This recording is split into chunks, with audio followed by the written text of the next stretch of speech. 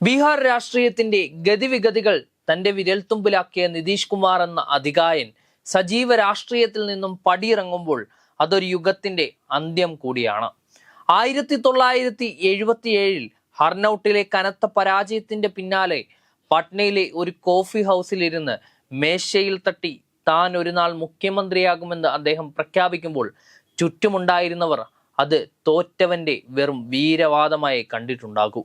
എന്നാൽ ഇലക്ട്രിക്കൽ എഞ്ചിനീയറിംഗിൽ ബിരുദധാരിയായ ആ യുവാവ് തന്റെ ജീവിതം രാഷ്ട്രീയത്തിനായി മാറ്റിവെക്കുകയായിരുന്നു.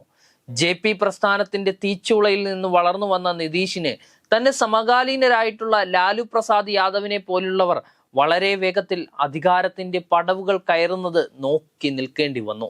എങ്കിലും നിശ്ചയദാർഢ്യവും തന്ത്രപരമായിട്ടുള്ള നീക്കങ്ങളും അദ്ദേഹത്തെ പിൽക്കാലത്ത് ബീഹാറിന്റെ രാഷ്ട്രീയ വിധി എഴുതുന്ന ചാണക്യനാക്കി മാറ്റി. തുടക്കകാലത്ത് തിരഞ്ഞെടുപ്പ് വിജയങ്ങൾ നിതീഷിനെ വിട്ടുനിന്നപ്പോഴും അദ്ദേഹം തളർന്നില്ല. 1985 ഹർനൌട്ടിൽ നിന്നുള്ള ആദ്യ വിജയം അദ്ദേഹത്തിന്റെ രാഷ്ട്രീയ ജീവിതത്തിൽ വഴിത്തിരിവായി. ലാലു പ്രസാദ് യാദവ് പിന്നോക്ക വിഭാഗങ്ങളുടെയും ദളിതരുടെയും അനിഷേധ്യ നേതാവായി അങ്ങ് വളർന്നപ്പോൾ നിതീഷ് കുമാർ വികസനത്തിന്റെയും ഭരണ നൈപുണ്യത്തിന്റെയും രാഷ്ട്രീയമാണ് മുന്നോട്ട് വെച്ചത്.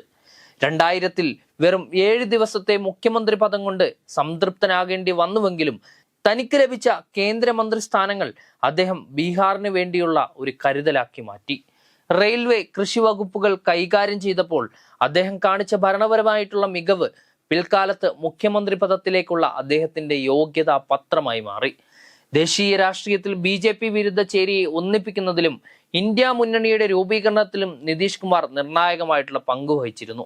ചിതറിക്കിടന്ന പ്രതിപക്ഷ പാർട്ടികളെ ഒരു കുടക്കീഴിൽ കൊണ്ടുവരാൻ അദ്ദേഹം നടത്തിയ പ്രയത്നങ്ങൾ ഫലം കണ്ടിരുന്നുവെങ്കിൽ ഒരുപക്ഷെ ഇന്ത്യയുടെ പ്രധാനമന്ത്രി പദത്തിൽ വരെ അദ്ദേഹം എത്തുമായിരുന്നു. എന്നാൽ രാഷ്ട്രീയ സാഹചര്യങ്ങൾ മാറിയതോടെ അദ്ദേഹം വീണ്ടും NDAയുടെ ഭാഗമാവുകയായിരുന്നു. അധികാരത്തിന് വേണ്ടിയുള്ള നിതീഷ് കുമാറിന്റെ ദാഹം പലപ്പോഴും രാഷ്ട്രീയ മര്യാദകളുടെ അതിർവരമ്പുകൾ ലംഘിക്കുന്നതായിരുന്നു. സ്വന്തം ആദർശങ്ങൾ പണയം വെച്ചും BJPയുമായി കൈകോർക്കാനും അദ്ദേഹത്തിന് ഒരു തരത്തിലുള്ള മടിയും ഉണ്ടായിരുന്നില്ല. ബീഹാറിൽ ആര് വിജയിച്ചാലും മുഖ്യമന്ത്രി കസേരയിൽ താൻ തന്നെ ഇരിക്കണമെന്ന നിർബന്ധ ബുദ്ധി അദ്ദേഹത്തെ പലപ്പോഴും രാഷ്ട്രീയ ധാർമ്മികതയില്ലാത്ത നേതാവാക്കി ചിത്രീകരിച്ചു. 2005 15 വർഷത്തെ RJD ഭരണത്തിന് അന്ത്യം കുറിച്ചുകൊണ്ട് നിതീഷ് കുമാർ അധികാരമേറ്റത് ബീഹാറിന്റെ ചരിത്രത്തിലെ തന്നെ ഏറ്റവും വലിയ മാറ്റങ്ങളിലൊന്നായിരുന്നു. ക്രമസമാധാനം തകർന്നടിഞ്ഞ ഗുണ്ടാരാജ് എന്ന് വിശേഷിപ്പിക്കപ്പെട്ട ഒരു സംസ്ഥാനത്തെ വികസനത്തിന്റെ പാതയിലേക്ക് കൊണ്ടുവരിക എന്ന വലിയ ദൗത്യമാണ് അദ്ദേഹം ഏറ്റെടുത്തത്. റോഡുകൾ, പാലങ്ങൾ, വൈദ്യുതി തുടങ്ങിയ അടിസ്ഥാന സൗകര്യങ്ങളുടെ വികസനത്തിന് അദ്ദേഹം നൽകിയ മുൻഗണന ബീഹാറിന്റെ മുഖച്ഛായയെ തന്നെ അങ്ങ് മാറ്റി. പെൺകുട്ടികൾക്കായി അദ്ദേഹം നടപ്പിലാക്കിയിട്ടുള്ള സൈക്കിൾ വിതരണ പദ്ധതിയൊക്കെ വിപ്ലവാത്മകമായിട്ടുള്ള മാറ്റങ്ങളാണ് സമൂഹത്തിൽ ഉണ്ടാക്കിയത്. വികസന നായകനായി അറിയപ്പെടുമ്പോഴും നിതീഷ് കുമാറിന്റെ രാഷ്ട്രീയ ജീവിതത്തെ സവിശേഷമാക്കുന്നത് അദ്ദേഹത്തിന്റെ സഖ്യമാറ്റങ്ങൾ തന്നെയാണ്. BJPയുമായും RJDയുമായും മാറി മാറി സഖ്യം ചേർന്ന് അദ്ദേഹം തന്റെ മുഖ്യമന്ത്രി കസേര ഭദ്രമാക്കി.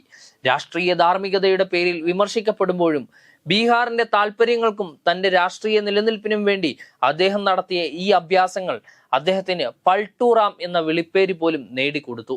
8 തവണകളിലായി ഏകദേശം 20 വർഷത്തോളം മുഖ്യമന്ത്രിയായിരുന്ന നിതീഷ് കുമാർ ആ പദവിയിൽ നിന്ന് ഏറ്റവും കൂടുതൽ കാലം ഇരുന്ന വ്യക്തി എന്ന റെക്കോർഡും സ്വന്തമാക്കി.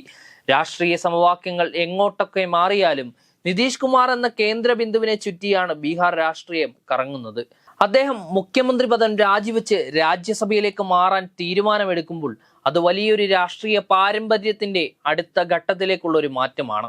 സോഷ്യലിസ്റ്റ് ചിന്താഗതിയും ആധുനിക വികസന കാഴ്ചപ്പാടും ഒരുപോലെ കൂട്ടിയിണക്കിയ നിതീഷ് കുമാർ ജാതി രാഷ്ട്രീയത്തിനു മേൽ വികസനത്തിന്റെ രാഷ്ട്രീയം കെട്ടിപ്പടുക്കാൻ അങ്ങ് ശ്രമിച്ചു.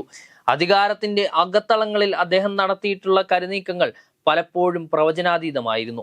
ബീഹാറിലെ സാധാരണക്കാരന്റെ ജീവിത നിലവാരം ഉയർത്തുന്നതിൽ അദ്ദേഹം വിജയിച്ചുവോ എന്നത് കാലം തെളിയിക്കേണ്ടതാണ്.